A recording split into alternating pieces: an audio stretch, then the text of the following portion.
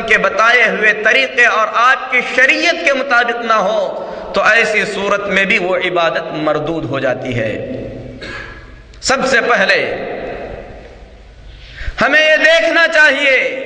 کہ نبی کریم صلی اللہ علیہ وسلم کی ولادت کے دن، نبی کریم صلی اللہ علیہ وسلم کے پیدائش کے دن کو عہد نبوت میں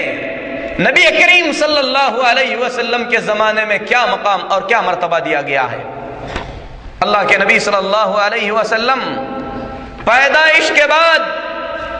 63 سال تک اس دنیا میں رہے، اور ہر سال ربیع الاول کا مہینہ نبی کریم صلی اللہ علیہ وسلم کی زندگی میں آتا رہا۔ کیا پورے قرآن مجید میں اور نبی کریم صلی اللہ علیہ وسلم کی سنتوں میں سے کسی ایک حدیث میں اس بات کا ثبوت ملتا ہے کہ اللہ کے رسول صلی اللہ علیہ وسلم نے کسی بھی طریقے سے اپنا جنم دن منایا ہے؟ میرے محترم بھائیوں، اس حقیقت کو جاننے کے لیے ہم اہل علم کے اقوال کی طرف رجوع کرتے ہیں۔ امام ابن تیمیہ رحمۃ اللہ علیہ، جو 8ویں صدی ہجری کے بہت بڑے عالم ہیں، اس طریقے سے فرماتے ہیں لم یفعلہ السلف الصالح، سلف صالحین نے اس عمل کو انجام نہیں دیا ہے۔ لو کان ھذا خیرا محضا، اگر نبی کریم صلی اللہ علیہ وسلم کا برتھ ڈے منانا، نبی کریم صلی اللہ علیہ وسلم کا جشن میلاد منانا کوئی خیر ہوتا تو سلف صالحین ضرور اس عمل کو انجام دیے ہوتے۔ لکان السلف رضی اللہ عنہم احق به منا، سلف صالحین امت کے وہ نیک لوگ جو ہم سے پہلے گزرے ہیں اس عمل کے ہم سے زیادہ حقدار ہوتے۔ فَإِنَّهُمْ كَانُوا أَشَدَّ مَحَبَّةٍ لِرَسُولِ اللَّهِ صلی اللہ علیہ وسلم منا، کیونکہ سلف صالحین کو نبی کریم صلی اللہ علیہ وسلم سے ہم سے زیادہ محبت تھی۔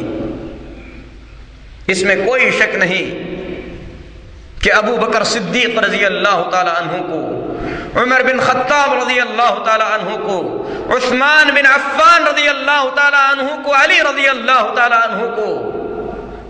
فاطمۃ الزہرا، حسن اور حسین، تمام صحابہ کرام رضوان اللہ علیہم اجمعین کو نبی کریم صلی اللہ علیہ وسلم سے ہم سے زیادہ محبت تھی۔ اس حقیقت کا کوئی مسلمان انکار نہیں کر سکتا، لیکن قرآن اور حدیث کی تمام کتابوں کو آپ پڑھ لیں، کہیں آپ کو اس بات کا ثبوت نہیں ملتا کہ اللہ کے ان نیک بندوں نے نبی کریم صلی اللہ علیہ وسلم کے پیدائش کے دن کسی بھی طریقے کا کوئی خاص اہتمام کیا ہو۔ اسی طریقے سے امام تاج الدین فاقہانی، جو مالکی مسلک کے بہت بڑے عالم ہیں، لکھتے ہیں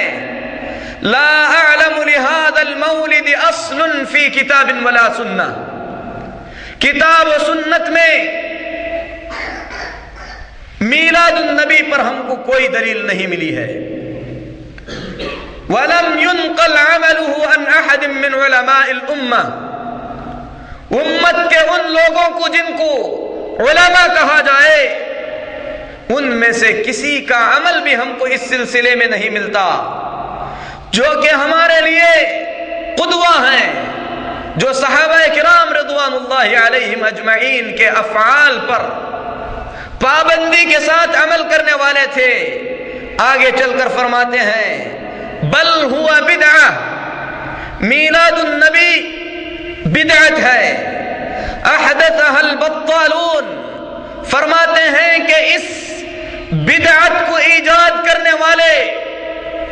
وہ لوگ ہیں جو اپنے پیٹ کی پوجا کرنے والے ہیں، وشہوت نفس، یہ نفسانی خواہشات ہیں، اعتنا بها الاکالون، اور ان خواہشات کی اتباع وہ لوگ کرتے ہیں جن کا مقصد زندگی کے اندر صرف کھانا پینا ہوا کرتا ہے۔ آگے چل کر آپ کو پتا چلے گا کہ میلاد النبی کو ایجاد کرنے والوں کی حقیقت کیا تھی اور انہوں نے کس لیے اس حقیقت کو ایجاد کیا۔ امام تاج الدین فاکہانی رحمت اللہ علیہ اس پورے جملے کو بیان کرنے کے بعد فرماتے ہیں ھذا جوابی عنہ بین یدی اللہ، اللہ کے پاس اگر اللہ مجھے پوچھے تو میں اس کا یہی جواب دوں گا اگر اللہ رب العالمین نے مجھے اس کے بارے میں پوچھا۔ ھذا جوابی عنہ بین یدی اللہ ان عنہ سئلت، اللہ کے دربار میں اگر اللہ میلاد کے بارے میں مجھ سے پوچھے تو میں یہی کہوں گا کہ اے اللہ اسے تیرے کچھ پیٹ پالو بندوں نے ایجاد کیا تھا۔ میرے محترم بھائیوں، اسی طریقے سے امام ابو زرعہ رحمت اللہ علیہ فرماتے ہیں وَلَا نَعْلَمُ ذَلِكَ عَنِ السَّلَفِ، سلف صالحین میں سے یعنی صحابہ کے زمانے میں، تابعین کے زمانے میں، تبع تابعین کے زمانے میں، نبی کریم صلی اللہ علیہ وسلم کی وفات کے بعد 350 سال تک رسول اللہ صلی اللہ علیہ وسلم کے پیدائش کے دن جنم منانے کا آپ کو کوئی ثبوت نہیں ملتا۔ فرماتے ہیں وَلَا نَعْلَمُ ذَلِكَ عَنِ السَّلَفِ، سلف صالحین نے اس عمل کو انجام دیا ہے، اس کی کوئی دلیل آپ کو نہیں ملے گی، کیونکہ اس کو ایجاد کرنے والے وہ لوگ ہیں جو رسول اللہ صلی اللہ علیہ وسلم اور آپ کے صحابہ کرام رضوان اللہ علیہ مجمعین سے سخت عداوت اور دشمنی رکھا کرتے تھے۔ اسی طریقے سے حافظ ابن حجر رحمت اللہ علیہ جنہوں نے بخاری شریف کی زبردست شرح لکھی، جس کتاب کے بعد علماء نے کہا کہ بخاری شریف کی اس سے بہتر شرح لکھی ہی نہیں جا سکتی، وہ حافظ ابن حجر رحمت اللہ علیہ فرماتے ہیں اصل عمل المولد بدعہ، میلاد النبی کی حقیقت یہ ہے کہ وہ بدعت ہے۔ لم ينقل عن احد من السلف، سلف صالحین میں سے کسی سے آپ کو اس کا ثبوت نہیں ملتا، یعنی من القرون الثلاثہ، ابتدائی 300 سال تک آپ کو کسی نے کیا ہے اس کا ثبوت ہرگز ہرگز نہیں ملے گا۔ اسی طریقے سے امام سخاوی رحمت اللہ علیہ فرماتے ہیں عمل المولد الشریف لم ينقل عن احد من السلف، میلاد النبی کا منانا سلف صالحین سے ہرگز ہرگز منقول نہیں ہے۔ من القرون الثلاثة الفاضلہ، ابتدائی جو 300 سال گزرے ہیں وہ 300 سال،